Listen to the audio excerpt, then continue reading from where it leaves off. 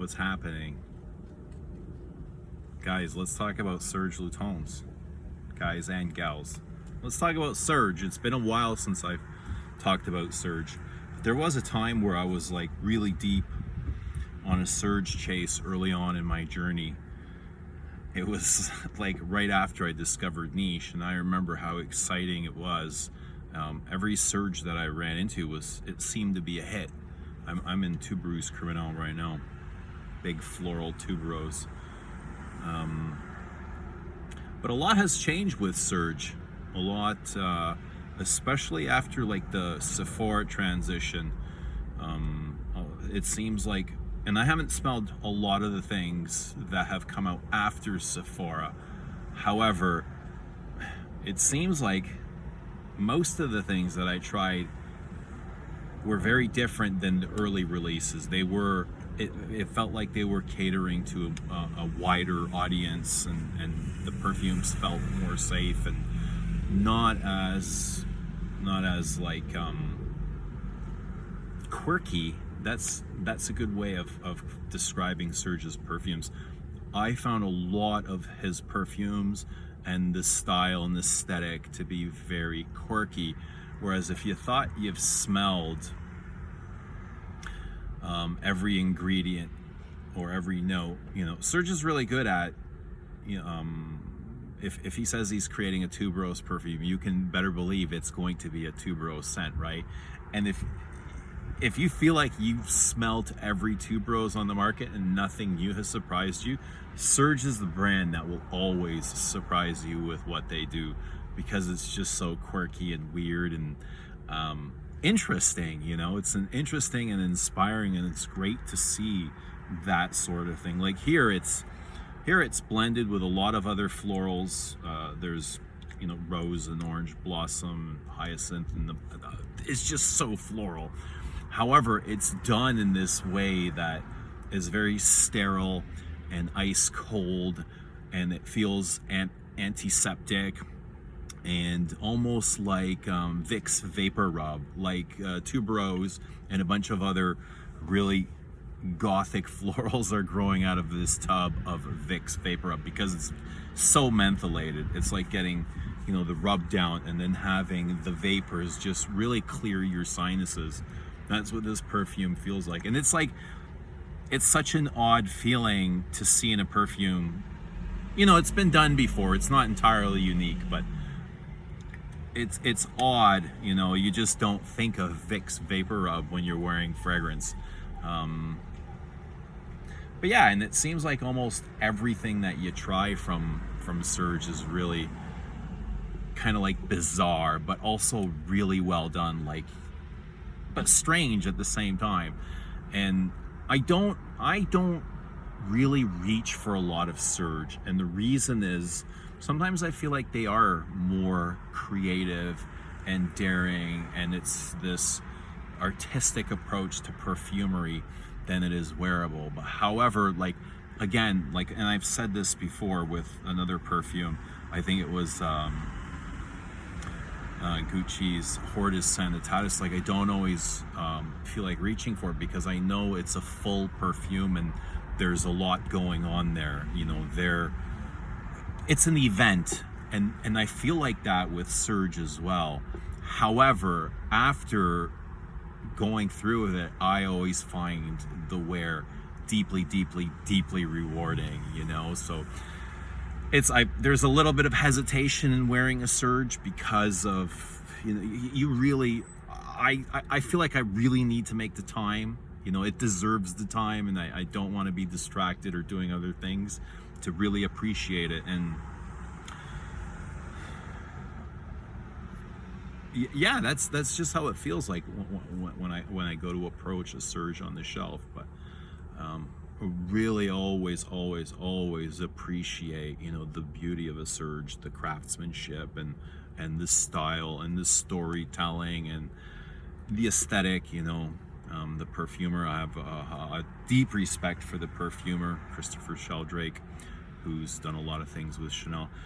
These almost feel like the earlier SERGE almost feel like a niche cousin to, let's say, the Les Exclusives, you know, because they're very elegant in that Chanel style. You're never gonna find a Serge that is a mainstream or smells common or smells like something that is trendy, like, you know, the Windex, the household cleaners, the toilet scrubs, the bubblegum accords, you know, the ethyl maltols.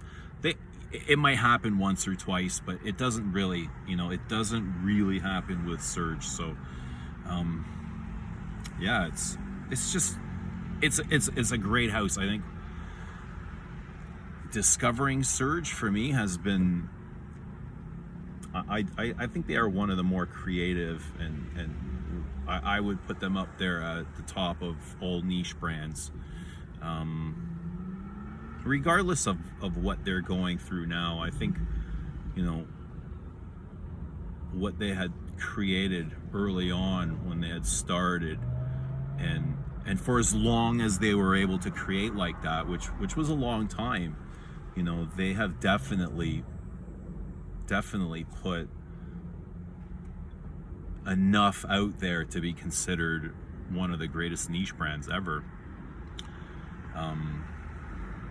Yeah, I think we're lucky to have Serge. Brilliant brand.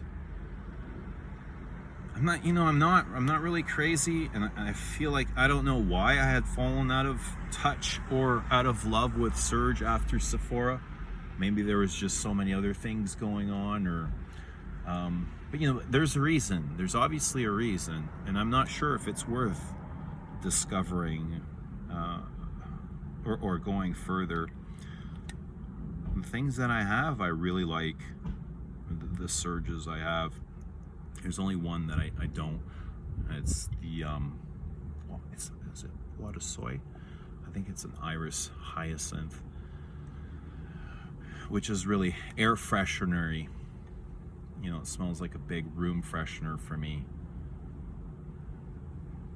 Not crazy about that, but the rest of the Serges are brilliant. I find them really, they're fun. They are fun for a perfume lover. You know, if you love, like, if you're romantic and you have a poetic heart and you just kind of like that dramatic style of perfume, great brand to check out. So still a lot that I need to find, a lot that I would like to discover from this brand. But let me know your favorites. What are your favorite Serge Lutens? My favorite, Ambre Sultan is good. I used to have Chergui. I don't own Chergui anymore. Ambre Sultan, Mousse Kublai Khan is really good if you like that dirty, like, challenging perfume, like animalic perfume. It's very wolfy, it's very furry, it smells like musk, like animalic musk, like the underbelly of musk, like almost running your hands through the hair of a big, large, musky animal, like a wolf. I always think wolf, even though I've never really pet a wolf. For some reason I think wolf, I don't know. But that's a really creative, really interesting perfume. Fleur d'Oranger is really good. It's a nice spicy orange. I find it very sexy and sexual. I think because of the spices. The spices really, when they come out, remind me of like salty skin, like the nape of your lover after she's released some sweat, you know.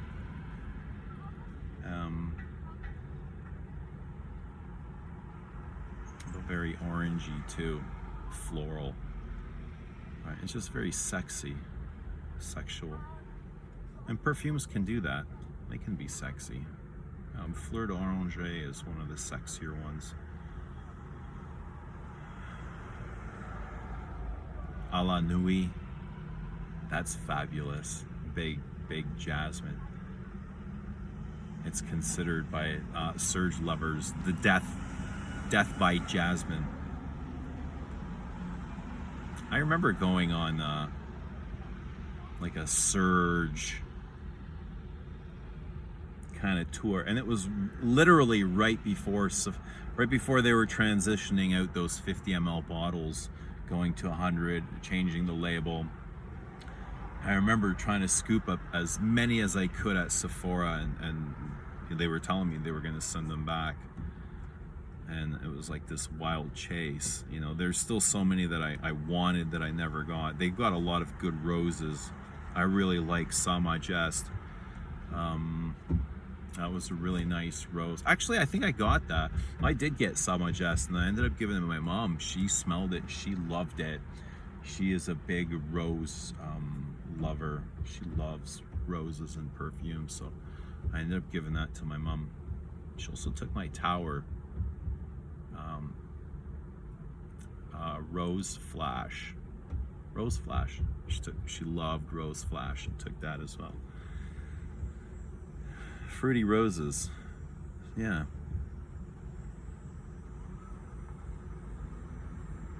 But great, brilliant brand, you know, Serge. Mall, Frederick Mall. I would put them up there with Mall. Maybe even more. I think Serge is more creative than Mall, if I'm being honest.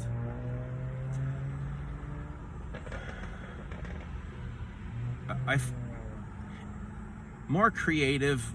Let me rephrase it. More creative in a shocking way. That's probably a better way of saying it.